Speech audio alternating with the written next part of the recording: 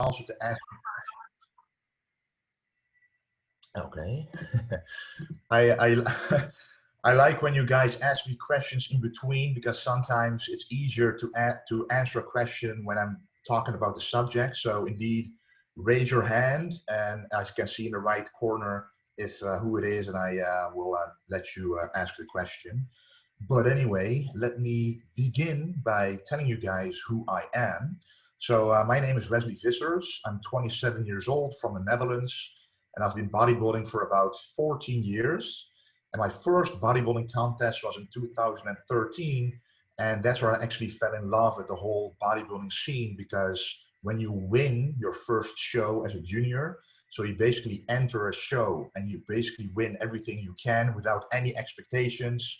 You of course want to keep winning over and over, because the first time you do something, you never want to be worse than the first time. So that was pretty amazing. And the story behind it is pretty amazing as well, because I trained about 7 years up until that point. And I thought I looked okay, but I never knew I had any potential to become a bodybuilder myself, because I looked on YouTube, I saw the Mr. Olympia, I saw Arnold Schwarzenegger, Ronnie Coleman, and the giant guys on stage, and I was like, well, I'm never gonna achieve that kind of size, so I'm not even gonna think about doing a contest. But then when I went to Breda, which is a city in the Netherlands, a serious gym was there. The first time I actually joined more of a serious gym, and a bodybuilder was walking around, and he told me, if you're going to do this upcoming contest, I will be your coach for free. I'll do your nutrition plan, I'll help you with training, supplementation. So I asked my parents, like, do you think it's okay if I do this thing, because it's going to be for free anyway, so it doesn't really matter, I can always give it a try. And they were like, sure thing. So then I tried it. I did a contest prep for 2 months, and that's when I won the first contest as a 20-year-old bodybuilder. Back then I weighed 84 kilos, and right now at my top weight, I weigh 130 kilos. So you can kind of get how much kilos have been added in those few years, in about 7 years afterwards. So bodybuilding is always a progressing thing. So after having won a few contests, I started my YouTube channel, Vintage Genetics, where I promote classic bodybuilding. And to me, classic bodybuilding is what it's all about in terms of looking your very best. Right now, I'm in the prep for the Mr. Olympia.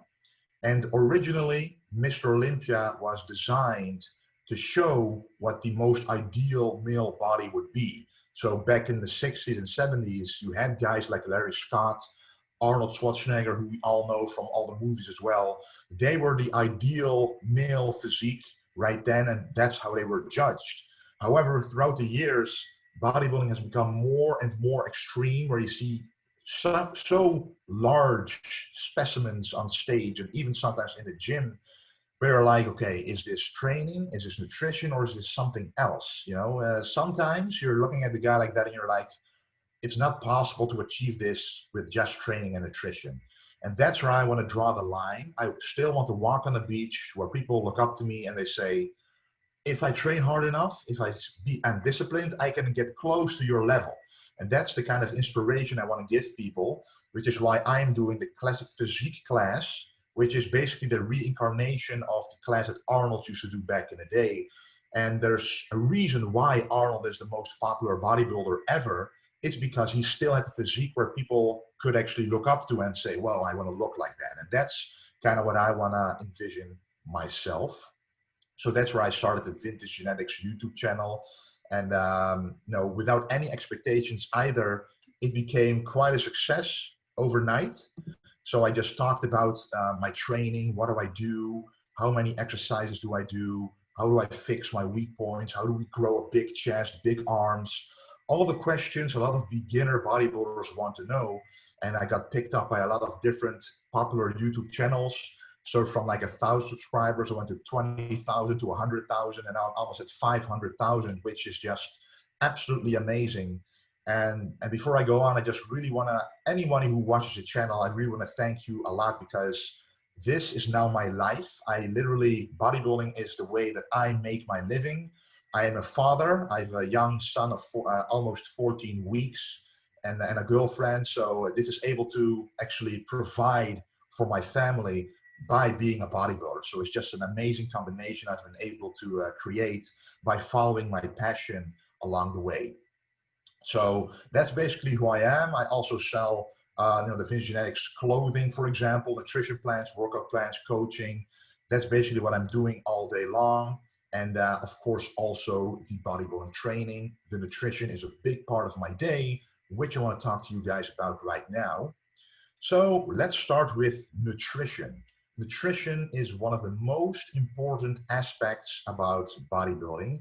Sometimes you could even say it's above training, because without nutrition, you can train all you want. You're not going to make any gains because you need feedings in your body to be able to actually use your training to grow. So how does nutrition look like for a bodybuilder?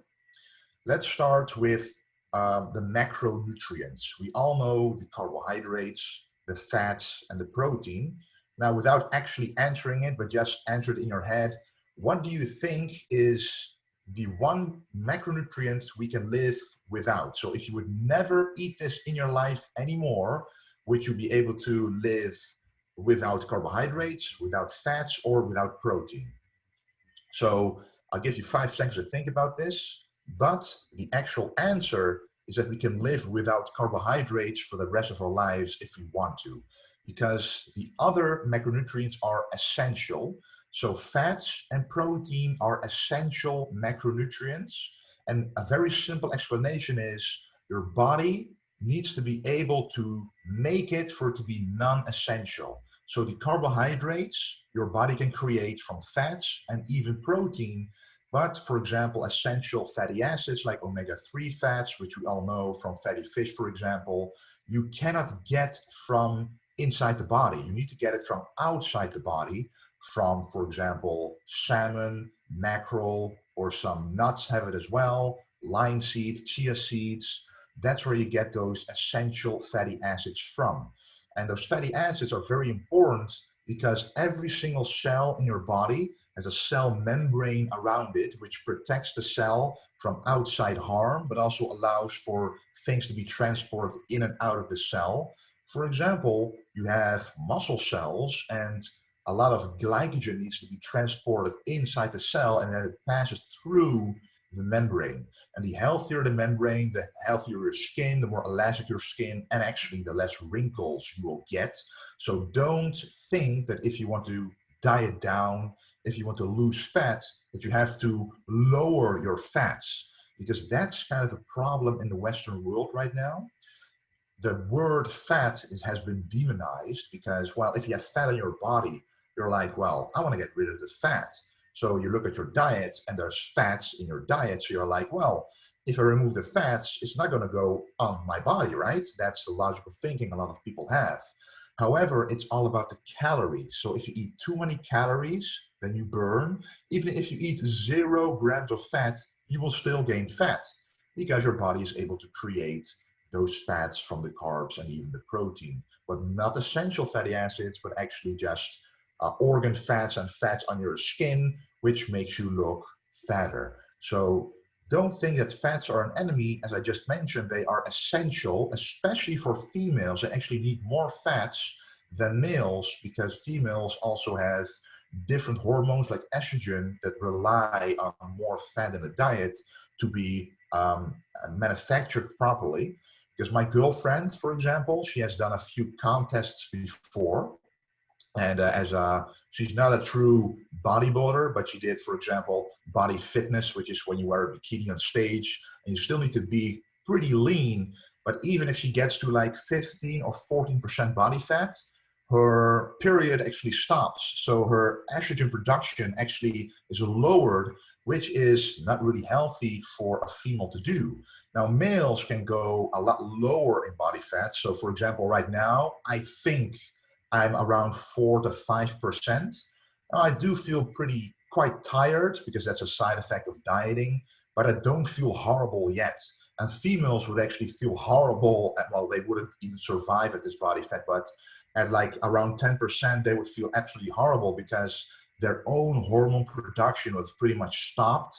Whereas a male, you know, even if you have low testosterone, you still feel tired, but you still won't like give up on life, for example. And females, they will feel a lot more terrible than males do. So the carbohydrates, what I talked about earlier, they are not essential, but we're all aware that you do need carbs to function on a daily, daily living. For example, if you go work out, what you need to actually expend the energy, what you need to contract the muscles to actually use your body, that would be carbohydrates. But as I mentioned before, the carbohydrates can be manufactured from the fats you eat. So even if you train, but you have eaten fat throughout the entire day, the glycogen stores, which is basically the sugar stores or energy stores in your muscle cells, are still not entirely empty, but still filled up to like 20–30% from the fat you eat. However, if you do eat carbohydrates throughout the day, it can be filled up to 100%, which of course will give you a much better workout. So to give you an example of what my diet looks like, you have 6 big meals in a day that you eat. Now, if you think about your own dinner, like steak with potatoes, or a pasta dish, or rice with fish, or bami, or nasi, or spaghetti, something like this, that's your biggest meal of the day, right? That's your dinner. Well, just imagine eating that 6 times a day with an even bigger portion every single day, and then have to work out hard, you have to rest enough, you have to take your supplements every single day. That's the life of a bodybuilder, where consistency in nutrition is what it's all about. The moment people start to lose consistency, that's when you notice that they start to plateau. They're like, well, I'm not growing, what's going on? Usually it's because they're simply not eating enough quality foods. And the reason why I am eating 6 big meals a day and not just 2 or 3 meals that are even bigger is because there's something called muscle protein synthesis. It's a difficult name, just call it MPS for now. But what it really does is it enables that meal to be used for muscle growth. And that's what bodybuilding is all about. You train in order to build muscle. And as I mentioned at the beginning, you need the nutrition to fuel your body in order to build the muscle. Now, one of those macronutrients I didn't mention yet is the protein. So each of those 6 meals needs to have enough protein to get that effect of the MPS, the muscle protein synthesis, for muscle growth.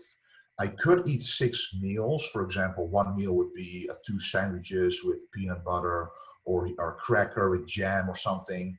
But what's the thing that's not in these meals? It's protein. So without the protein, those meals are pretty much wasted for a bodybuilder, because nothing is going to happen to the muscle. No muscle growth will occur, because the question then is, well, how much protein do I need for each meal? And that's very easy as well. There are different guidelines, but for me as a professional bodybuilder, I would, for example, need 3 grams per kilo of body weight. Now that's on the high end, but for someone starting out, it's about 1.5 to 2 grams per kilo of body weight. Then you know for sure that you have enough protein. And all you then do, for example, if you weigh 100 kilos and you need 2 grams per kilo, that's 200 grams of protein. Divide that by 6, and then you have 6 protein meals. Now I see that Tim Wegener is raising his hand. You may ask your question. Hey, so I just wanted to ask you, you spoke about the macronutrients, and I wanted to know, do you have a rough kind of breakdown of how much of your percentage from your diet, from your 6 meals, is which macro? So how many % of your is protein, and what is fat and carbs? Well, I can tell you the absolute numbers, and like I'm not going to give you the numbers right now, because right now it's quite pathetic. It's not really representative of a true bodybuilding diet. But in the off season, when you want to grow muscle, you can think about 500 to 600 grams of carbohydrates, around 110 grams of fats, and around 330 grams of protein. So that's almost, well, let's just say you have carbohydrates, half of that is protein, and a third of the protein is the fats. So that's basically what my diet consists of. And then you also have the 6 meals I was talking about, is that the division is not that you have just the same amount of carbs in each of those 6 meals. You have a workout in a day. So around the workout, you want to put more carbs there and less carbs around the other meals. So you can actually put more energy around that workout. Right. So the pre-workout meal, which is the meal you eat before the workout, will actually replenish and fill up your glycogen stores, energy in your muscles to use for the workout. But then through the workout, you once again burn the glycogen off. So then you need to replenish it after the workout again. So the most important thing for a bodybuilder is recovery around the workout, because the worst thing, in my opinion, that you can do, which a lot of people ask me about, is should I train fasted in the morning? Should I train without eating anything? But the problem then is that you're highly likely to become in a catabolic state, and catabolic means muscle breakdown state, because your body needs those carbs, that energy source from somewhere. And as I mentioned before, your body can create those carbs from inside the body. And if you're not eating any fat or something, your body finds it easier to break down muscle protein for those carbs, which is a big problem when you're a bodybuilder. You want to grow muscle and not break it down, because what you have to remember, when you train, during the training, you actually literally break down the muscle, but only in order for your body to super compensate this effect by adding more muscle on top. Because your body realizes, well, I just trained, I broke down muscle. In order for me to become stronger for next time, to actually handle this workout again, I need to add more muscle on top of what you already have in order to actually improve, progress. And that's what it's all about. And I personally always look at evolution as well. So if you just think logically, if you're hunting a big animal and you're not fast enough to catch an animal, not strong enough to kill it, you will have a very, your muscles will have done a lot of work to try and kill that animal. So you will feel a lot of muscle ache, a lot of muscles broken down in order for you to try to kill that animal. So your body has to adapt and become stronger for next time to then try and kill that animal. It's just a very simple example, but there's a lot of examples like this from evolution that you can look at. Why do our muscles even grow when we train? Why don't just stay the same? Why, if you do a bicep curl for years on end, you do heavier and heavier weights, why does the bicep grow? Well, it's because your body recognizes it's under a circumstance where a lot of pressure is put on a bicep, and it must be for a reason, because you're not doing it for fun normally in a nature. So it's gonna be a bigger and stronger bicep for next time to face a challenge again, but this time it should feel a little easier. Borna, I see you're asking a question as well. Yes, my question was, if you have a higher fat percentage, do you then also get into the catabolic state, what you said, if you train fasted, for example? Sorry, you were mentioning a higher body fat percentage? Yes, so if you're at a higher body fat percentage, like 21 or 22, like really. And when you mean what I then eat or what I do? No, like if you're at risk of getting into the catabolic state, I don't know exactly. Oh, that's what you mean. Yeah. Yeah, well, actually, if you're at a higher body fat percentage, it's you might think, well, your body has more than enough fat, right, to burn for the workout, because there's a lot of fat in your body.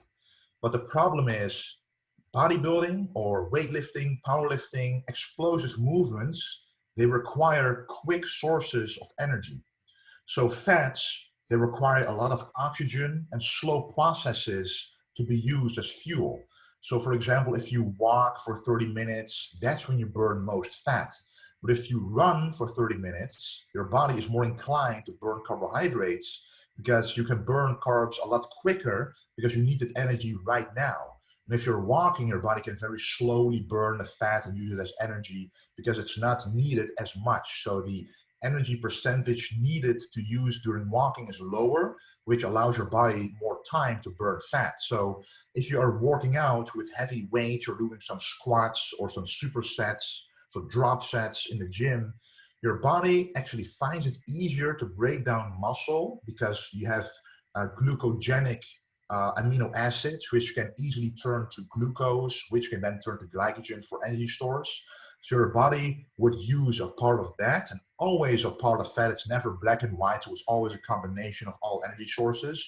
But still, muscle will be used a little bit for the workout in order to provide that quick mode of energy, because fats are simply not fast enough to be converted to sugars. That's the biggest problem. So that's always why I advise people, when you want to burn fat, don't think about doing super extreme quick workouts, because that's at that moment you're not burning fat. You're burning very little fat and a lot of carbohydrates. If you really want to burn fat, in fact, we are all sitting here right now. Our body is running on something at the moment, and that's actually mostly fat. It's not a whole lot that is burning right now, but fat is being burned right now because we're sitting still. Our heart rate is nice and low. We are able to breathe in, getting a lot of oxygen, which is required for burning fat. So we are actually in a fat burning state right now. And that's why I always have to look at the limit. Okay, that's why the 130 beats per minute limit of the heart rate is set, because if you go beyond this, that's when you start to burn.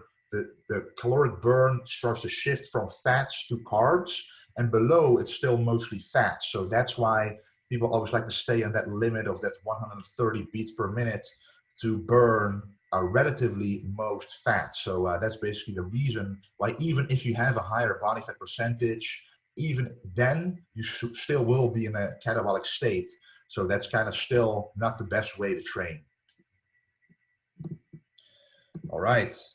So I was talking about those 6 big meals a day, the muscle protein synthesis. So someone now asked me as well about the amount of carbs and fats and protein I was eating. So you might think in the off season, the amount of calories I eat is 5,000 to 6,000 calories, which is around 3 times as much as advised for a regular meal to eat. And the thing is, if you train really hard, if you have a lot of muscle mass, your basal metabolic rate, which is the amount of energy that you burn just sitting down like this, is very high. And that allows me to actually eat a lot more calories without gaining the fat, because right now I'm around 2,400 calories, which is only just a little bit below the recommendation for a regular male person to eat every single day. But I am starving for real right now. My metabolic rate, just sitting down, is right now higher than those 2,500 calories. So the reasoning for that is I built a lot of muscle mass, and every pound, every kilo of muscle mass requires energy to actually maintain itself. And that's also a big recommendation for people, female or male. If fat loss is ultimately your goal, training muscle, that is the quickest, most efficient way to ultimately stay off of that extra amount of fat. The most difficult thing for a lot of people is, well, you can do a diet for 2 months, lose like 10 kilos real quickly, but the problem is, how do you keep that off? Because you can't maintain a diet like this. For me, it would be quite easy, because I can still eat 4,000 calories and I'm still gonna lose fat, because the amount of calories I burn, because of the muscle mass I've accumulated, is high enough for me to still enjoy going out to a restaurant or still have nice big meals and big breakfast, stuff like this, without having to worry that I'll ultimately gain weight, gain bad weight, which is fat. So that's a really enormous tip I have for you guys. If your body image is important to you, adding muscle to your body will actually not make you bulky or anything, because you're not going to wake up and all of a sudden you're like, oh shit, I went a little bit too far with the muscle mass. That's not going to happen. A lot of people ask me, Well, I don't want to become like you. So how do I train to just become a little more muscle? Well, first of all, it takes 14 years to create at least the physique that I have right now. So it's not going to happen overnight.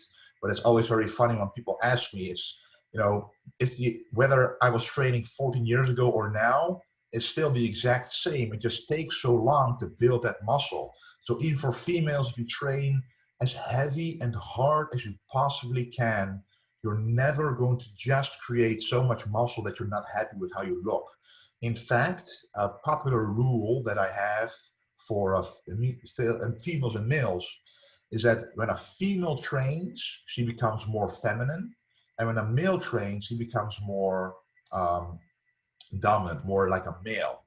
So what happens is when you're a female and you're weightlifting, you're powerlifting, or you're just working with weights, actually your curves will be accentuated because of the muscle going to the right places. Your legs will be bigger, your hips will be bigger, your waist will be smaller. That's exactly what you want usually if you care about stuff like this, of course.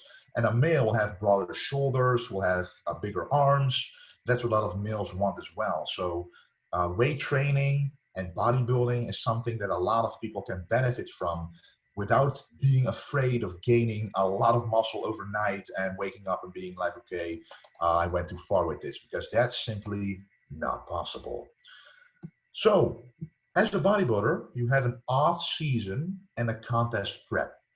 It's quite obvious that right now I'm in a contest prep. It's 19 December. That's when my contest is. So in about 11 days, I will be done with the prep. And during a contest prep, that's where you start on your highest body fat percentage and very slowly drop it down over the course of 16 to 20 weeks until the peak day, which is the show day, to show all the hard work. The thing is, that's very hard for bodybuilders and for pretty much anyone, is during those 16 to 20 weeks, you're not building any muscle. All you're doing is trying to maintain the muscle that you already built in the off season. So what is the off season? That's where you actually are a true bodybuilder, because that's where you grow. That's where you lift a lot of weight, eat a lot of food, sleep a lot of hours to make sure you build as much muscle as you can in order for you to show the progress you made on stage. So you can say 2/3 of the year, if you're doing one show a year, 2/3 of the year you're growing as a bodybuilder, and 1/3 all you're doing is slowly dropping your body fat until you're ready to show what you did in the off season. So it's very difficult always during the off season to see exactly how much muscle you gained until you're in a shape that I am right now. I can see, okay, my back is improved. I can see more definition here. I can see my triceps are a bit bigger. That's exactly what I wanted to achieve, but it's only possible to see this once you're deep in contest prep. And that's always a mindset you as a bodybuilder need to have to take into account, that in the off season, you have to trust the process, that you are gaining muscle wherever you want to gain it by using proper technique and science and nutrition and sleep and supplementation, of course, knowing what you're doing. But the actual visual effect of seeing those muscle gains will only happen during contest prep. I see that Tim is asking a question. Yeah, you mentioned sleep as an important factor during the off season. Can you elaborate on that a little bit? How important is that as a factor, and do you have any rules for that you try to get like 7 or 8 hours or something like that? Yeah, that's a very good question, because sleep is underestimated by a whole lot of people. You know, sleep is when you rest, and when you rest, that's when you grow. If you don't sleep enough, you will never recover from all the work you've done during the day. And the only way to progress in anything, physically, mentally, doesn't matter. If you don't sleep enough, you're not going to progress as much as you would if you did sleep. And the amount of hours that I'm talking about, for me, at least 8 hours, but there are certainly days where I sleep 9 to 10 hours, if your schedule allows for it, of course, because I happen to be in a position where I can sleep a bit more, where I sleep in to make sure that I get all my quality sleep hours. I actually have this smart watch where I can see, okay, I slept this many hours yesterday. For example, if I only managed to sleep 7 hours, I will try to go for 9 hours the next night to be able to actually get enough sleep.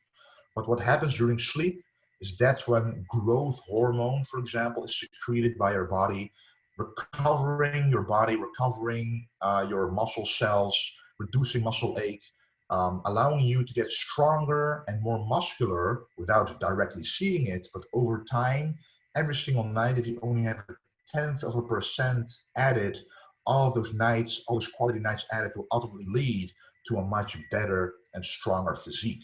And also, when I'm talking about fat loss, when people follow the exact same diet, for example, their metabolic rate is at 3,000 calories, and two groups follow a caloric diet of 2,000 calories, so they're 1,000 calories below what they need to maintain their weight. If one group only sleeps for 5 hours and the other for 8 hours, guess which group actually loses fat more, and which other group may actually not even lose any fat at all, or even become insulin resistant and stuff like this. So the group of 8 hours of sleep lost way more fat than the group of 5 hours of sleep, even though the calories were exactly the same. So sometimes when you're like, well, I'm dieting for a long time and I am hungry all the time and I simply don't understand why I'm not losing the amount of weight I should, look at your sleep, because that's where everything you've done during the entire day is processed and it's happening at the most efficient rate. And also, if you look at evolution, what I talked about before, why do we even sleep at all? Why don't we recover throughout the day, or like dolphins sleep with half brain on and the other off, for example?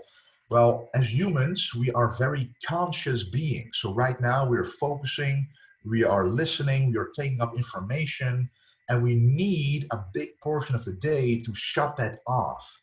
Because just imagine, if you're always awake, you never have a break from thinking and focusing and thinking about the next day. That's where a lot of people who have insomnia actually have a problem with. They go to bed and then they think about what they have to do the next day, and they think about tomorrow I'm very nervous for this interview or something, and then they never get enough sleep. And that's really a big problem, because you simply need sleep to take a break from all the mental activities and wake up fresh the next day. And that way you will function a whole lot better. So for a bodybuilder, and for pretty much anybody doing a sport or who wants to be better at school or something like this, sleep is vital. So I understand that everybody has been in their 20s and everybody likes to party and sometimes stay up late. But it's very important, if you have a passion for something, and for example, okay, I'm going to do a training tomorrow, or I have an important test tomorrow, that sleep you have the night before will drastically change the course of the next day, how it will go. So sleep is absolutely vital. Borna, I see you ask a question. Yeah, it's difficult for me to sleep more. So my coach has been having me track sleep the last 3 weeks now. And I have increased a little bit, but it's really difficult for me to sleep more. Do you have any advice other than? And is it difficult because of your schedule, or you're falling asleep more? Just is it difficult to fall asleep? I just lay in bed for like 2 hours and don't fall asleep. And do you lay in bed thinking about something, or do you still have too much energy? I don't know. It's often even the case that on a day that I train, I even sleep less. And do you take any kind of, do you take coffee or pre-workout before training, stuff like this? No. That was actually something we talked about as well. No.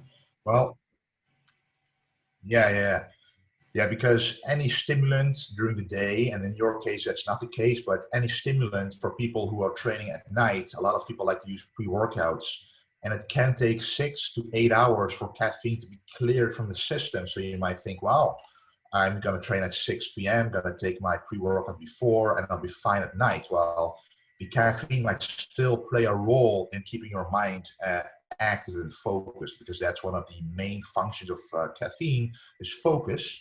But for you, it's not the addition of a stimulant. I think it's you're missing from your diet. Usually it's a mineral or a vitamin that doesn't allow you to sleep deep enough. We all know, for example, melatonin, which is something you make in order for your brain to slowly wind down and go to sleep. That could be something, but there's also other things. For example, I don't know this out of the top of my head, which one belongs to which, but magnesium in high doses, like 4 to 5 grams before sleep, that will actually help you if you're thinking about a lot of things for the next day. If you're still active in your mind, taking magnesium will actually allow you to relax. It's also a muscle relaxer.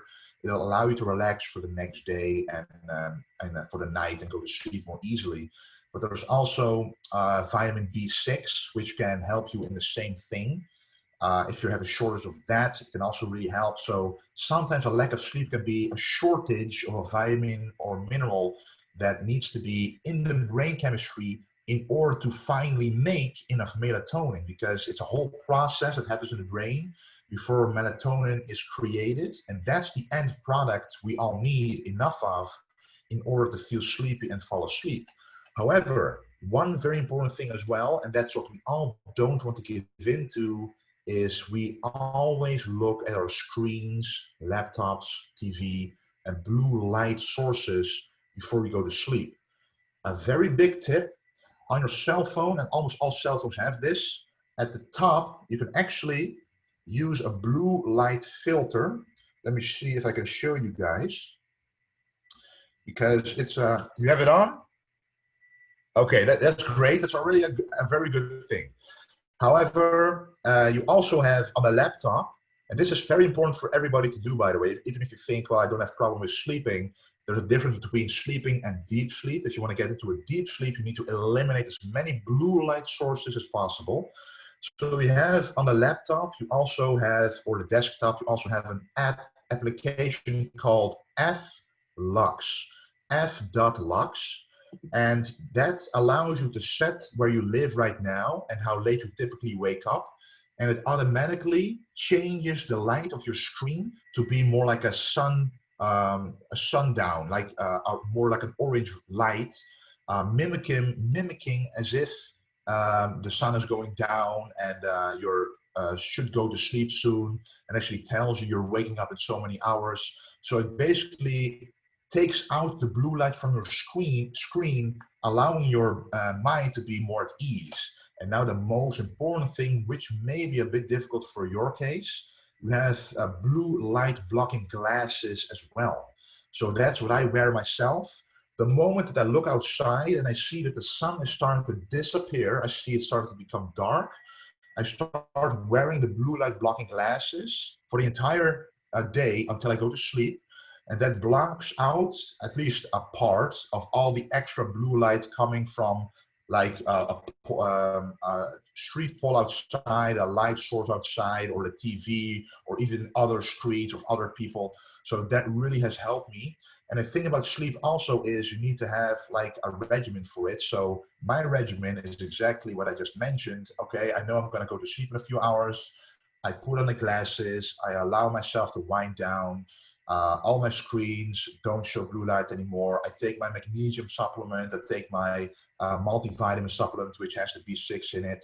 And then I slowly take in all those steps, ensuring the maximum sleep I can get. And then also an important thing is don't drink too much water before going to sleep, because then your body is still processing that into urine, and middle of the night you might have to go out. Just in the middle of your deep, wonderful sleep, you wake up just because you have to pee. And that's not really something that you always want to do. Right now, in Aruba, I'm drinking around 7 liters a day, so I don't have a choice. I wake up like 2 to 3 times a night right now. It's a part of the bodybuilding prep to be able to shed as much water, expel as much water from my body. But it's very important that you get in your hydration at the beginning of the day and through the day and in your training, and afterwards slow down on the drinking of water, and so you don't actually disrupt the sleep with the amount of water. So ultimately, it's a difficult question to answer, but I gave you as many options as possible to think about, and maybe one of them will actually help you in getting a better sleep. But one thing also, mentally, keep in mind that you can get a very good sleep. Don't go to bed thinking, oh, I'm going to stay up again. So that's also a mindset you have to trust that you can actually go to sleep. And another tip, actually, there's a lot of sleep tips here, but I know how very important it is. Trust me, guys, don't underestimate it. Keep a journal next to your bed. So if you have any thoughts that you don't want to forget, so we're all in bed and all of a sudden we have a great idea, or we're like, oh shit, I have an appointment in a week and I haven't put it down in my phone. Have a journal next to your bed. Just write down everything you have in your mind at that moment to ease your mind off of those things, and you know, okay, it's in a journal. I don't have to think about it anymore. I can just remember it by reading the journal again. And then you're rid of all of those mental hurdles in order to go to sleep. So that's pretty much all of the things I can think of to eliminate as many things as possible to have a nice, peaceful sleep. Because, you know, I think someone calculated how many years, literally years of your life you actually spend asleep. It's like a lot of years. So if you're asleep a lot of years of your life, you want all of those years to be as qualitative as possible. Let's see, I see Mihaela ask a question as well in the chat. What about eating before 1 to 3 hours before sleep? I've heard different opinions. Is it okay or is it bad? Well, that really depends on the person. If you eat a very big meal before sleep, it can either help you sleep or it can keep you awake because you're full and you're still digesting the food, and that might actually keep you awake as well. But sometimes when you eat a big meal, and we all know this with Christmas soon, you're eating a very big meal, and the one thing you want to do an hour later is go to sleep because you literally are in an insulin coma, as they like to call it, because you're eating so much. Because what happens is first your blood sugar goes up, and then because your body, whenever it experiences a spike, insulin goes up as well. It takes down the blood sugar, and the blood sugar then actually goes below baseline. And when it goes below baseline, that's where your body is like, oh, I'm very sleepy, I don't have energy, blood sugar is low. And when blood sugar is low, your body doesn't want to spend more energy because it thinks, well, I don't want to become even lower. So just relax, allow me to stabilize this and go to sleep. So that might actually work for some people. But for general meals, I would suggest the last meal of the day to be a fat and protein source, because the carbs can have an unpredictable effect on your steady awakeness. Because as I mentioned, if your blood sugar is rising, that's when you're actually more energetic, and that's not what you want. So protein and fat will keep everything nice and stable, will keep your blood sugar and insulin levels stable, and that'll allow you to fall asleep, but still have the nutrients in your body to recover throughout the night from any work you did on the day before. All right, let's see. So 8 hours of sleep allows you to recover from the workouts, and you grow while you rest. Now, we haven't really talked about training as much, which is, of course, a very big part of bodybuilding. So with bodybuilding training, you train different muscle groups. You have a workout split, and my personal workout split is tailored around my own weak points. So for example, I look at my physique in the mirror, and you look at your muscles, and you're like, okay, the lower body, the legs, can be a bit bigger to be proportionate with the upper body. That's what bodybuilding is about. When you're on stage doing your poses, a judge panel of 6 to 8 judges are seeing each body, and they're like, okay, that guy has very proportionate muscles, but his muscle definition isn't that great. That guy has great arms, but his chest is a little bit smaller. So ultimately, the goal is for each muscle to be proportionate and in symmetry to each other. So what you want to do is always critique yourself very honestly, look in the mirror and see what you can improve. Bodybuilding, to a lot of people, is a very egoistical sport. You always think you're perfect. You always think, well, a lot of people think they are better than the rest because they have more muscles. But as a professional bodybuilder that I am, it's my job to be as good as possible objectively. So I don't care about the ego. Of course, it's nice to have big muscles, but that's not what the job is about. To me, I need to stand in front of the judges, and I need to be in the most perfect form I can be.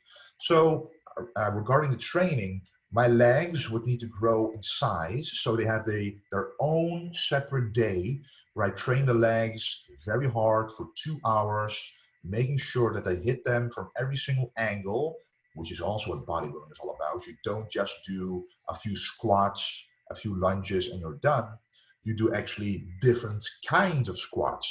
In bodybuilding, you don't only have the back squat, you also have the Smith machine squat, the hack squat, the perfect squat, the pendulum squat, the V-bar squat, the safety bar squat, you name it. But each of those squats, you know, you might think, well, it's just squatting down with a weight. What's the difference? Well, the difference is the angle that your muscles are being targeted by the weight. A hack squat is under a different angle than a back squat. A Smith machine squat is a different angle. So all of them will target muscle fibers differently, filling in those muscle fiber fullnesses in different ways, allowing for the most development in the legs possible. So my workout split right now, for example, I started with back and biceps on one day, then chest and triceps on another day, then a separate leg day where I train really hard, then an arm day, and then I have a rest day. And the rest day is very important. So it's 4 days of training, and the arm day is a smaller muscle group, so it's kind of a half rest day, because when you train the arms, all the other muscle groups are allowed to rest because they're not doing much. And then I have a rest day, and then I repeat the same workout split. But every single workout is different because every workout has a rotation. So with rotations, I mean, you have rotation of leg workouts number 1, number 2, and number 3. So it might take 2 to 3 months, or 2.5 months or so, before you actually do every single workout before you restart the first rotation again. And I also have a logbook in here, which is something that I learned from powerlifting, which is funny that questions at the beginning asked me what I think of powerlifting. I actually have a logbook here where I log every single lift. So I write down, okay, on the squat, I did 10 reps with 200 kilos. What do I want to do next time? I want to do 11 reps. So even in bodybuilding, it's all about progressive overload. So each and every workout, what you're looking for is either more weight or more reps on the same movement compared to last time. Because with bodybuilding, you can't see that you grow in between workouts. You still look the same. It's in a few months, you can see the difference, but not in a week. So if you want to see objective differences, what you have to do is look at the numbers. So if I know that I do 1 rep more, I know that my legs have become a bit stronger, and strength always goes before muscle mass. So the stronger I become, the more I'm aware that I'm actually becoming more muscular as well. This is the biggest change I've made throughout the years. This last year, and started in 2019 as well, this is where I implemented this technique, because before what I did was, for example, 4 sets of 10 to 12 reps on each exercise. That's a whole lot of volume. It fatigues you, and it's actually a part junk volume. What does this mean? Junk volume is basically doing a set that doesn't elicit a muscle growth signal. So for example, if I know I'm able to do 10 reps of 160 kilos on the bench press, and on the 10th rep I go to failure, that's where muscle growth happens. If I do 10 reps with 140 kilos, you know, it's still challenging, but I can still do it. So I do 10 reps with that weight, but there's no muscle signal because your body is like, well, I can do this. Why should I grow? So that will be a junk volume set. It's kind of a funny name for it, but that's what I've learned. You want to take out as many fatiguing sets out of the workout and only focus on those sets that matter. So the last 2 true working sets of each exercise, where you go as heavy as possible, where you go to failure, and that is very important, always go to failure, to be able to elicit a muscle impulse, a muscle growth impulse. So your brain has to think, okay, this was impossible to do. I need to become stronger for next time in order to do this weight. So then you write down the amount you did, and next time, because you know you slept enough, you ate enough, you rested enough, you should be able to do more. If you can't do more, you look at your nutrition, you look at your sleep, you look at your supplementation. If something is wrong in either of those three, that could explain why you're not as strong as last time, or why you're not stronger than last time, for example. And that's usually a very big problem when you're at a high professional level as a bodybuilder. Every single thing needs to be taken into account. If you logged your lifts on 8 hours sleep and you're doing the same workout and you only slept for 7 hours, that's a problem, because now you slept 1 hour less. And if you sleep 1 hour less, that means you might be a little weaker because of that, and not because you didn't recover from the previous workout, but because your night wasn't as good as the previous one. So those are the little things you as a bodybuilder actually have to take into account. So there's also a thing called mind-muscle connection in bodybuilding, which is something that's also very important. Arnold Schwarzenegger coined this term and made it popular. But what it means, and I can show you a little bit, if you contract, for example, the shoulder, you can see here, you can see the shoulder contracting, or for example, the chest. I can do, for example, this movement, like this is a chest press. Now you see nothing happening in the chest. If I do this, you can actually see that the chest fibers are now moving. If it's a little visible here, you can see the frontals, you can see the chest. That's what you want, because the moment you contract the chest, that's when you have a mind-muscle connection with the chest. You're consciously putting effort into the muscles that you want to train in order to elicit muscle growth only there. Because if you don't use mind-muscle connection and you're just pressing like this, you might actually use muscles that are not necessarily the muscles you want to grow. And a lot of exercises is the case if you're doing a more difficult movement like a lat pull down, and you're not focusing on contracting the lat, and you are focusing on contracting the bicep. You don't want to grow the biceps during a lat pull down. It's called a lat pull down because you want to train the lats. So if you don't think about the muscle that you're working with that exercise, you won't develop that muscle to the extent you could if you did focus. And that's what bodybuilding is all about. When you work out, you first do exercises that really focus on the back, for example, and later you focus on the biceps. There's almost no movement in bodybuilding where you focus on multiple muscles at the same time and expect to grow them all at the same rate. There's a few movements like a deadlift, for example, but the deadlift grows a whole lot of muscles. It grows the legs, it grows the back, and even the abdominals. And what do we want in a back workout? We want to grow the back. We don't want to grow the legs at that time. That's what we have a leg workout for. That is a difference between strongman and powerlifting, is that in those sports, muscles are combined to perform in the best possible and most efficient way. In bodybuilding, what you want to do is make yourself suffer as much as possible in a movement, because the more you suffer, the more that particular muscle is isolated from all the other muscles, and the more that muscle will grow.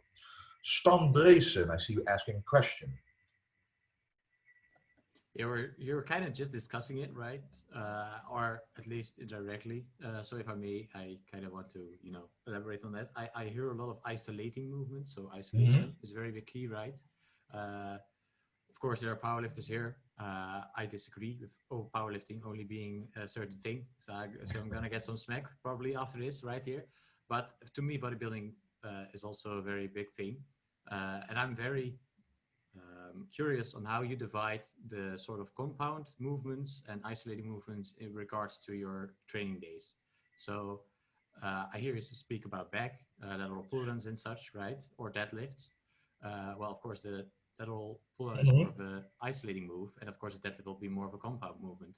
How will you, balance your schedule out based on those movements? Are you saying like I need to go 2 compound movements each training, or I need to go a lot more isolating movements today, or how do I grasp such a thing? Well, usually there are 2 types of ways bodybuilders train. You have one type of bodybuilder who has more trouble with mind-muscle connection, So when they train the back, the first thing they do is an isolation movement, and that will be a cable pull down, a cable pullover, for example, to pre-exhaust that muscle. So the entire workout, you're aware of that muscle being there. It's already pumped up with blood. You already have worked it. So all the movements afterwards, whether it's a bent over row or a seated row or a lat pull down, you will still feel it in the back where you need it because you did that first movement. However, bodybuilders, including me, you want to have as much strength left as possible in the beginning of the workout to give it your all on those movements, because that's where you can lift the most poundage, and that creates the most mechanical tension on the muscle, and that creates more muscle growth.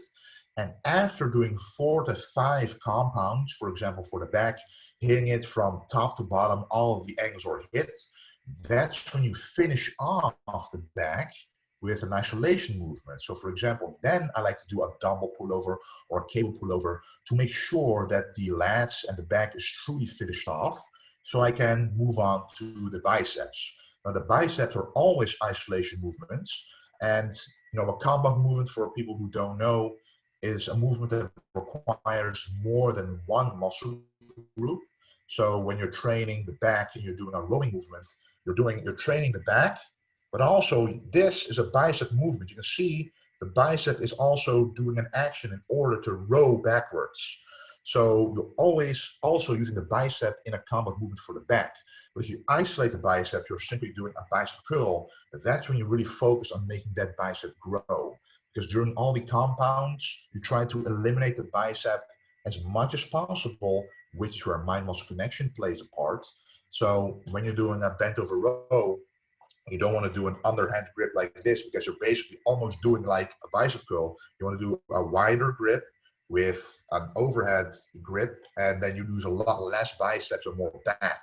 Then at the very end, you do the isolation movements for the biceps to finish off the biceps, and to really focus on them separately instead of combining them with the compounds. And exactly the same can be said for chest and triceps. However, I do think legs is a little bit different, because the amount of weight you lift with legs can be so high that you might want to pre-exhaust the quads with the leg extensions and the hamstrings with the leg curls in order to protect your tendons and your joints.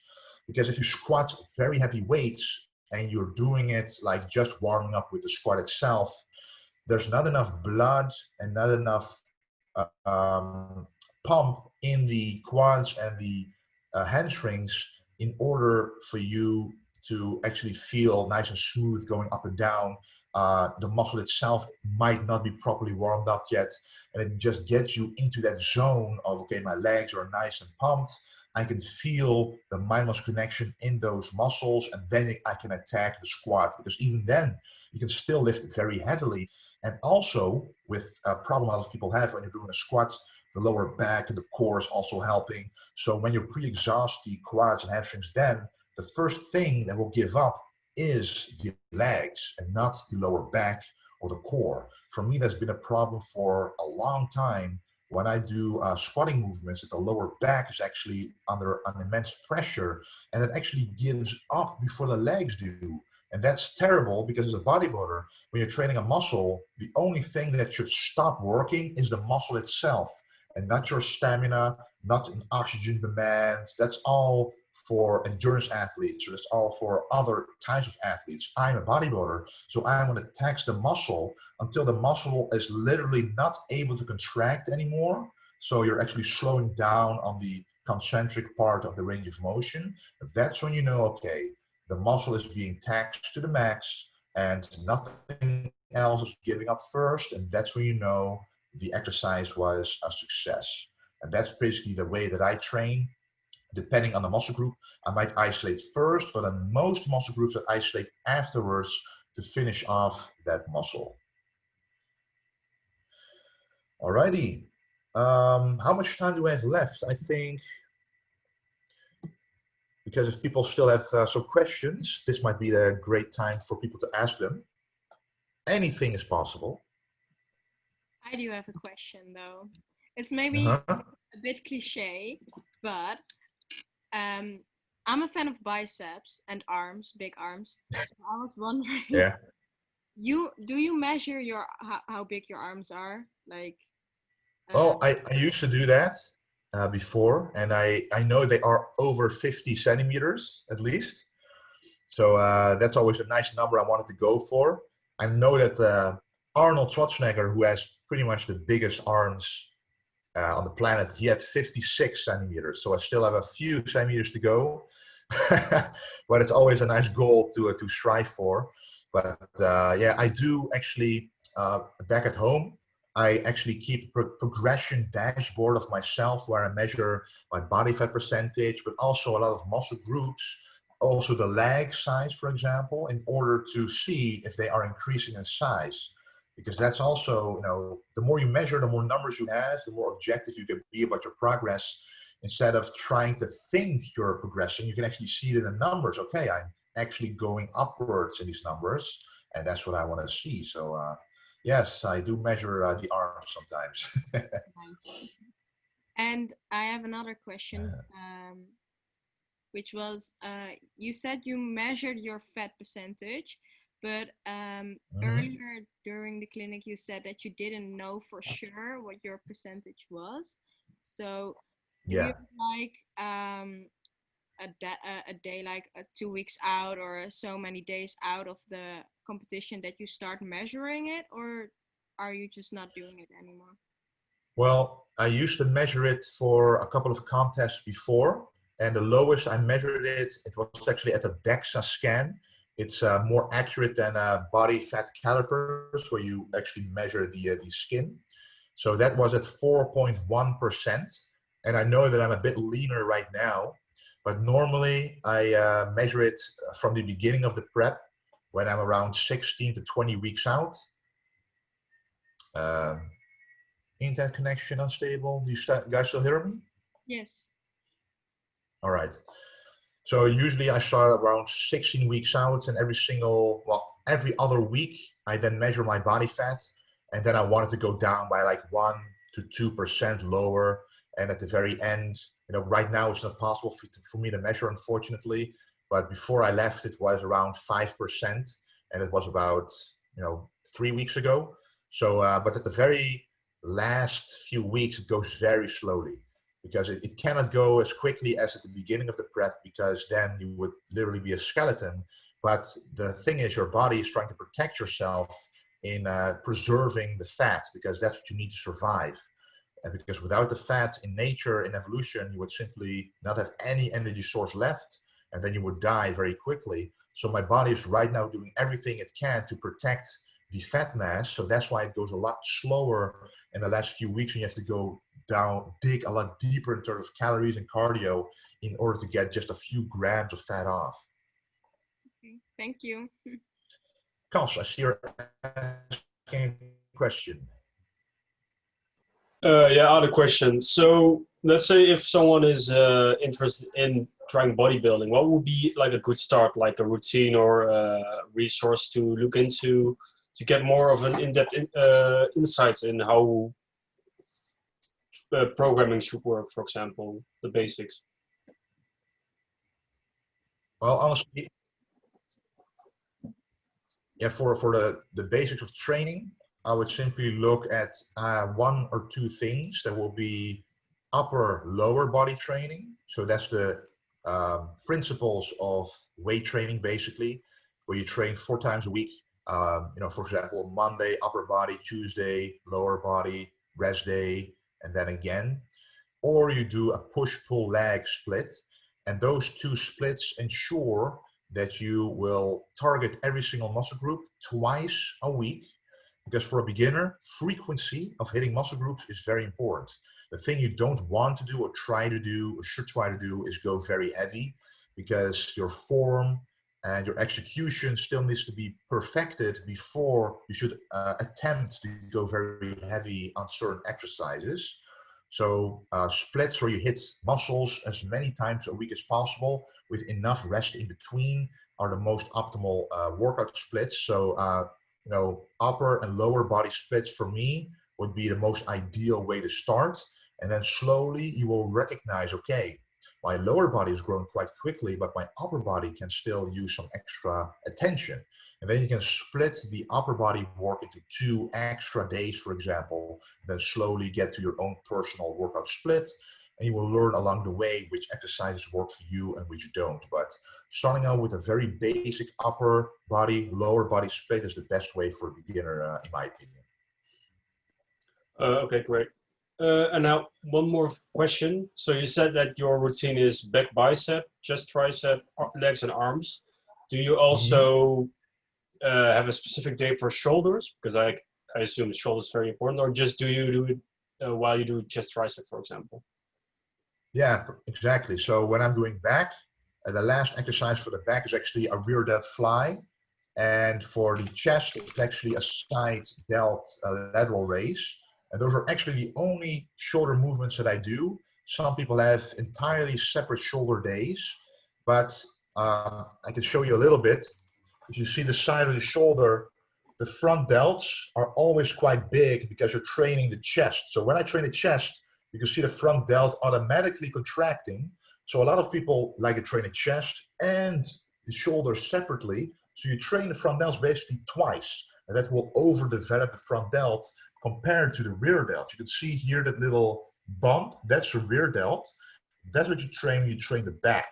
You want the front and the rear to be balanced, because if the front is bigger, it'll pull on the shoulder joint harder, and it'll actually will cause an imbalance. So some people walk around like this, always with the shoulders hunched forward because they're sitting a lot, for example. And that's a problem because it could actually cause injuries later on when you're doing a heavy movement.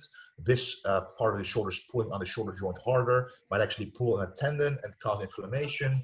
And that's not what you want. So the only shoulder movements that I train is the side delts and the rear delts on the days where I automatically train them anyway, which is the chest and the back. Okay, great, thank you. Ezra, you're asking a question. Yeah, I was wondering if you do any kind of periodization in your off season, as in like low volume, high volume training. Well, honestly, that would be a good idea, but I've never really consciously done it, because my periodization is pretty much self-regulatory, which means that I always train as hard as I can until this logbook starts to plateau. And when it starts to plateau, that's when I start to do a deload, for example. And a deload basically means that my working sets, or that I leave a few reps in reserve. So you automatically go lower volume, lower intensity for a week. So all the workouts you do are still the exact same, but your intensity and your volume is lowered in order for you to recover again. And then you go back to the hard work. And that's basically how I've always done it throughout my entire life. However, if I do notice that a weak muscle group is staying behind the whole time, and I tried everything already, that's when I will utilize periodization more in order for recovery to be aided a bit better for those muscle groups, because that could be a limiting factor in muscle growth. Okay, so you cut both volume and intensity, and you keep your frequency the same for that deload week. Yeah. Because in my opinion, deload is needed. A deload, basically what it does is it allows your body to recover better. And the thing that puts most fatigue to your body, to your muscles and everything, that increases systemic inflammation, is actually the heavy working sets that will go to failure. If you don't go to failure, recovery will be a whole lot quicker, fatigue will be lower. And if you keep your rest up, so your sleep and your nutrition up, you're able to recover for that week. And you will automatically feel if you still need an extra rest day here and there or not, if you're able to train again. And that requires some expertise and experience on your own body, of course. But you should, if you have a logbook, you should then be able to see if you can beat your lifts, then you know you've recovered. Yeah, definitely been there. One more question: do you actually rotate your exercise very often?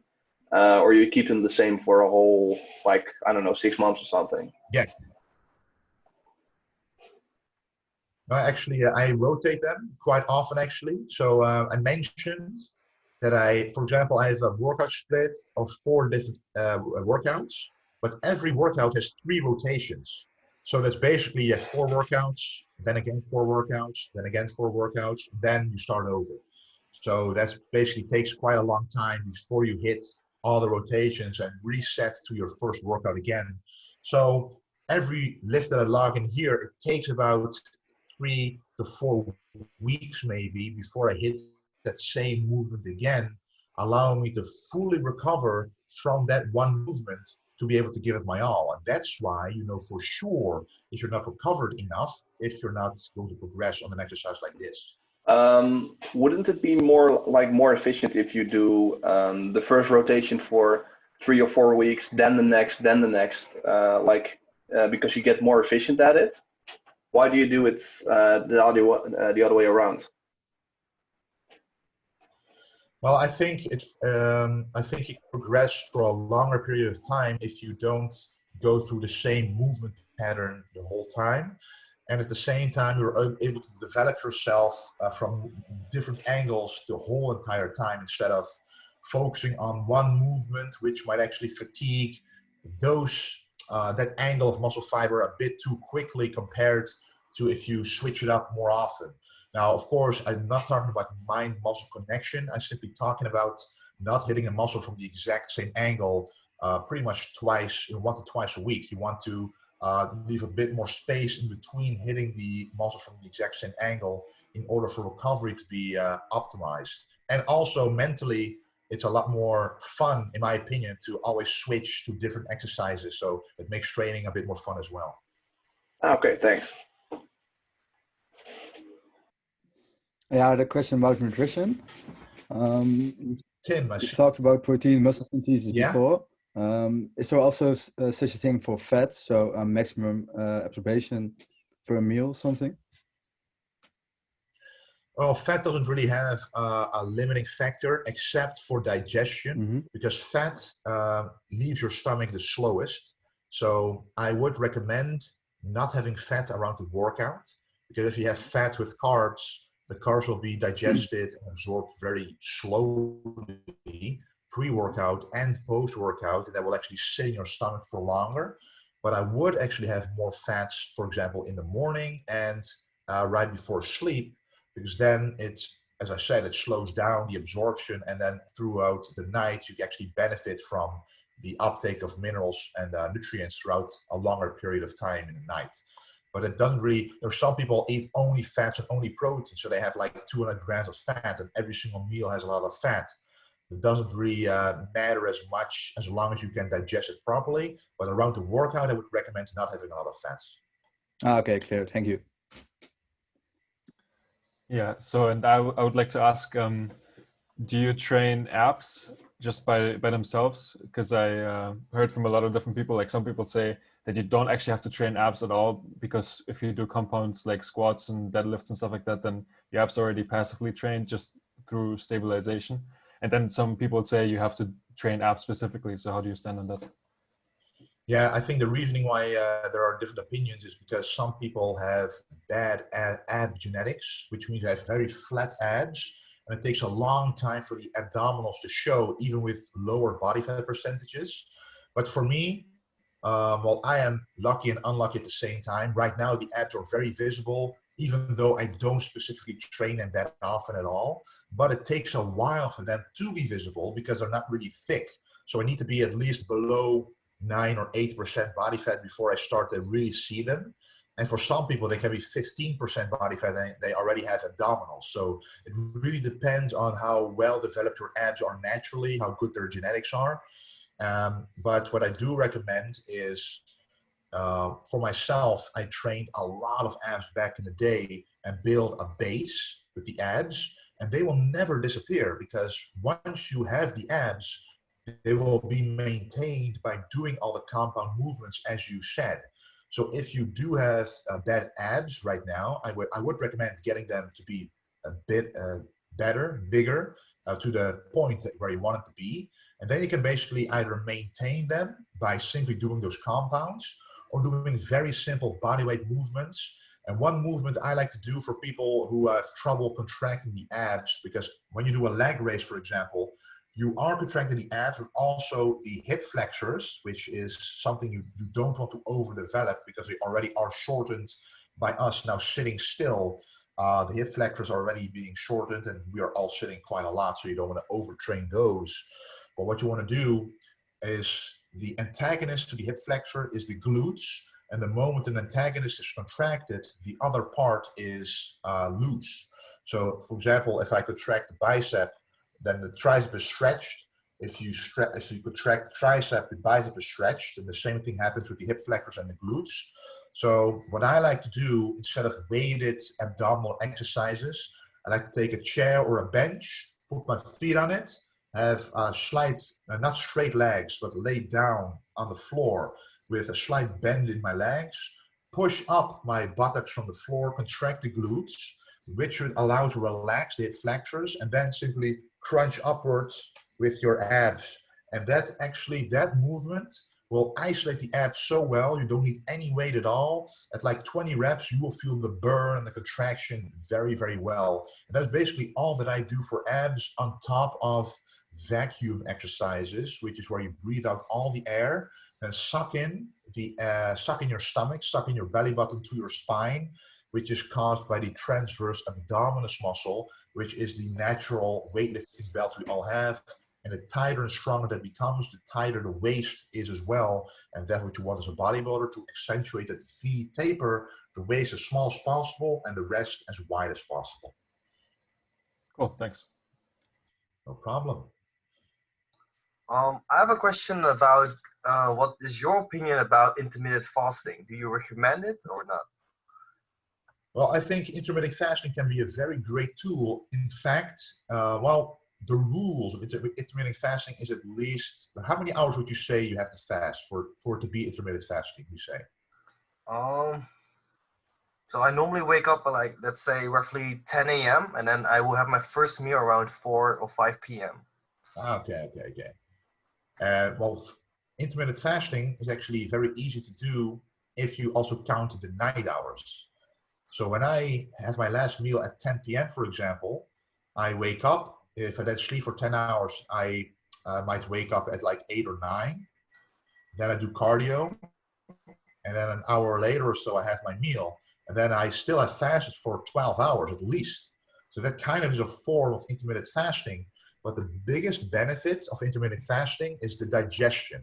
So if you have bad digestion, for example, it'll actually give your digestion a break, give your stomach and intestines a break from all the food you've been eating, allowing for those enzymes to be created to digest the food again. So when you do start eating, digestion will be a lot quicker, a lot easier. But the one thing I don't recommend is to train in the window that you're fasting. So what I would then do is, you can do intermittent fasting for the first half of the day, then have a big meal or 1 or 2 meals, and then train, then have another 1 or 2 meals, and then go to sleep, for example. That allows you to eat the meals closer to each other, which makes it for a lot of people easier to maintain a diet, for example, because you're not hungry when you're fasting usually, and you're not hungry within the time that you are eating. And that will actually could give you great results. But if your goal, for example, would be to bulk and to really gain a lot of mass, you're going to need every hour in the day to eat enough calories. At least that's what I personally need.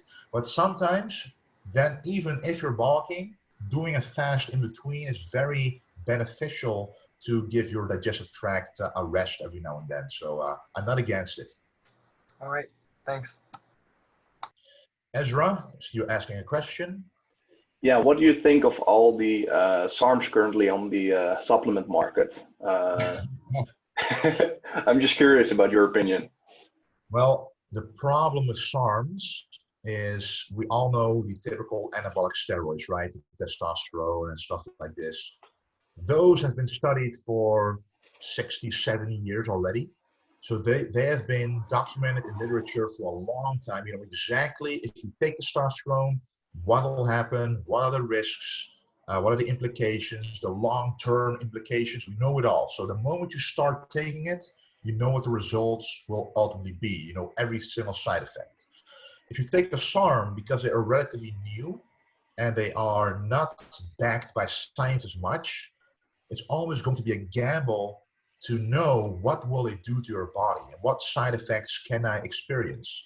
So when you take a SARM and you experience some kind of side effect, how are you entirely sure it's because of the SARM and that's something else? How do you know that the effect you're experiencing is supposed to be what you should experience? And in anabolic steroids, a lot of them are faked as well.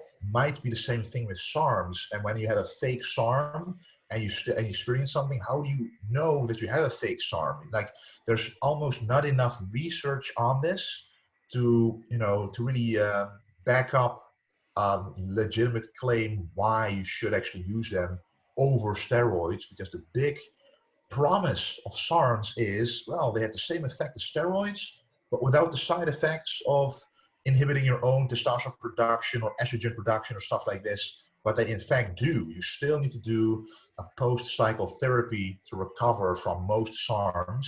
They always will have side effects and effects on the hypothalamus of your brain. So I don't think they really have a benefit over any other drug on the market in terms for muscle growth. And I don't think they're developed enough or researched enough to know what the long-term effects might be. And that would always be in the back of my head, because what if 10 years later you experience something and you're not even sure if it's caused by something genetic? Is it something that I used 10 years ago? You just don't know. So to me, SARMs are too new to really advise people to use them, because you simply don't know about the side effects as much. Okay, thanks. That seems very logical. Alrighty, any more questions? I had one question. You mentioned that you always train to failure, but like, for example, training to, do you mean like absolute failure? Or because like, for example, on a back squat, training to when you physically can't lift the weight anymore would be kind of dangerous? Or do you mean like until you think like, oh, I can't complete the next rep without good form? Yeah, that's exactly what I mean. So I complete the last complete, I perform the last complete rep with a good form. And from experience, you know, if I try another rep now, it's only going to be half range of motion. It's not going to be an entire rep. And that's going to be a problem if you don't have a spotter on most exercises. So my failure is when I can't perform another rep by myself. That's what I call failure. So you're never really in true danger unless you don't have enough experience and you think you can do another rep on the bench press or the squat, and you can't. And that's where you have a problem. So it has a lot to do with experience, but my failure is the type where I simply can't perform another rep myself. That's where I actually stop the movement. Standresen. I actually have two burning questions. One is related to more of like the sort of whole Olympia thing. I really would like to know, because if I recall correctly from like, I think it was a video I watched from you like 2 years ago already. It was like, what is your favorite pose? It's more likely because you mentioned vacuums just about a couple of minutes ago. And I recall that was kind of the thing. You had them because you have, in my opinion, amazing shoulders, including amazing back. So that creates with a vacuum an amazing three-dimensional effect. But just saying or asking what's your favorite pose? Could you repeat the question real quick? The internet was a little unstable. Oh, no, that's fine. I was just wondering, basically, very short and sweet, what's your favorite pose to do at the at the venue, excuse me? The 3/4 front double bicep, the old school Arnold pose. That's my favorite classic pose, literally. That's what they call when you have to do 5 poses as a classic physique competitor. And one of the poses is called your favorite classic pose. And that's when I hit that pose, because I think it shows off my strong points and hides my weaknesses really well. And then I had just another burning question, more related to injuries. It's just like, I suggest that once you train very hard, go to failure, sometimes injuries may occur. Have you ever had or missed maybe a venue or just overtrained or overtwisted, whatever, and knew like, okay, shit, well, this has direct implications for my, for my progression? Yeah, I actually did. It happened on the leg press. And it wasn't because I went to failure all the time, but it was because of I wanted to hit such a low range of motion that my lower back actually came off of the seat, and it put a lot of strain on my lower back spine, and it actually impinged the nerve there. Or something happened near my pelvis, and the problem then is that I couldn't do any exercises that were like grabbing a dumbbell in front of me. And even if I wanted to do a dumbbell press for chest, you might think, well, this has nothing to do with the back, but you need to get the dumbbells first from the rack. And that was impossible. I couldn't hold anything in front of me that had weight on it. And that took a lot of weeks before I could even do simple movements like that again. So, and that was a big problem because the legs is something I also want to improve, especially the hamstrings, and any exercise like this was very difficult to do. But I did go way too heavy and way too low with the range of motion to the extreme where I noticed, okay, on some exercises, a full range of motion is not always necessary because it puts you in unnecessary strain in terms of not just your muscles, but actually your tendons, your joints, and even your nerves. So the moment you start to feel a little pain or a little impingement, you know something might go wrong if you go heavier. We all like to ignore that feeling because we're like, oh, you're still fine right now, until you're not. And that's what you got to learn. And we all learn it by experiencing it first. I know that because I always tell this to people and they still go way too heavy on most exercises.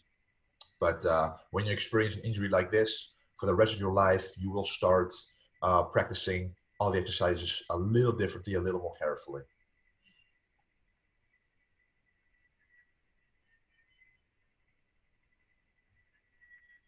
Alrighty, do we have any more questions? Yeah. Oh, this is unrelated to bodybuilding question, but are you enjoying Aruba more than the internet? Oh yes, Aruba is great. It's I have been to Bonaire before, which is another of the islands here. But Aruba, you know, used to do cardio back at home in freezing temperatures, and now being able to do it along the beach with a tank top on, getting a nice tan. That's a very positive thing that has changed. So yes, I'm enjoying my time here, and that's just been really nice to get to know a new environment and new people, and just a great atmosphere here, as well as the gym and everything. So really enjoying myself here. And that's good to hear. I hope you enjoy the food too. It's really good. It's not healthy, but it's really good. Yeah, unfortunately, I can't enjoy that yet, but someday. Yeah, for sure. I have another question, maybe. I see you train a lot with other famous bodybuilders, such as William Bonac and stuff. And just out of curiosity, who was your favorite partner to train with? Well, I do have to say that, yeah, William, he's number 2 in the whole world. So I've never trained with someone of that high caliber. You can literally say there's only one guy in the world who's better than him and no one else at the moment. So I have some knowledge about training and stuff, but when you train with him, you simply listen and you do what he says, because when he's number 2, I mean, who are you to say, oh, I think that's different? I mean, I'm not going to do that. I'm simply going to do what he does, experience it myself, and then formulate my opinion, because he is literally one of the best. I mean, when you see him in real life, he's even bigger than in the pictures. It's just unreal. And when you see that in front of your eyes, you're like, okay, I'm just going to do what he says, and it's going to be all right. So that's, I trained with him twice now, and both workouts I've learned a whole lot. Things you simply don't think about yourself because you're always in your own bubble. But when you train with someone like him, you learn just a whole lot of mostly detailed work that you didn't think about for a long time. Right, awesome.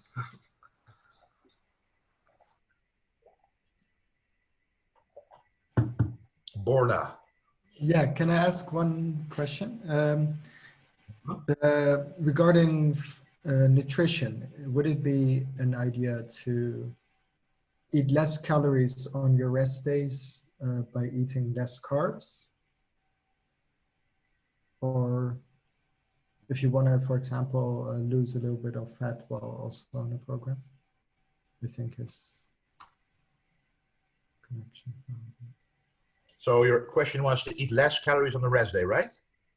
Yes, in the form of carbs. Yes, that's very smart, actually. That is what a lot of top bodybuilders do, because on every workout day, you need extra carbs for the workout. But on a rest day, you're resting. So you don't need those carbs at that time.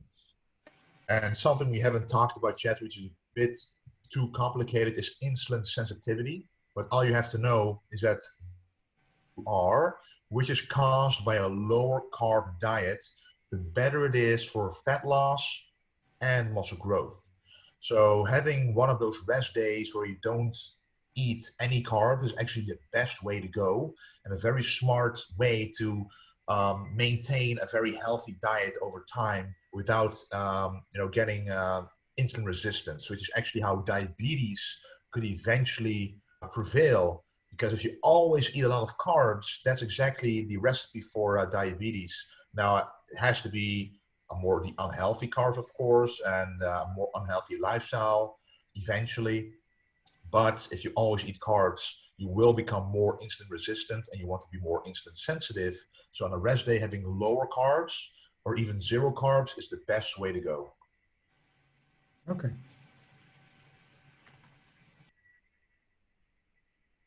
Thank you. If there are no more questions, I think we should wrap it up. I mean, it's time. I don't know if you have a busy day today, Wesley, but I mean, I get it if you need some time to rest for you. Yeah. Are there any more questions? I think not.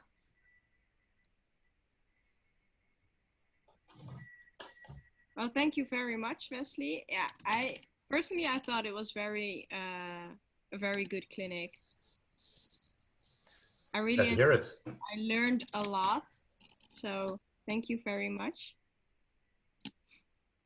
Oh, you're very, very welcome, and thank you for having me. It was great. You're welcome.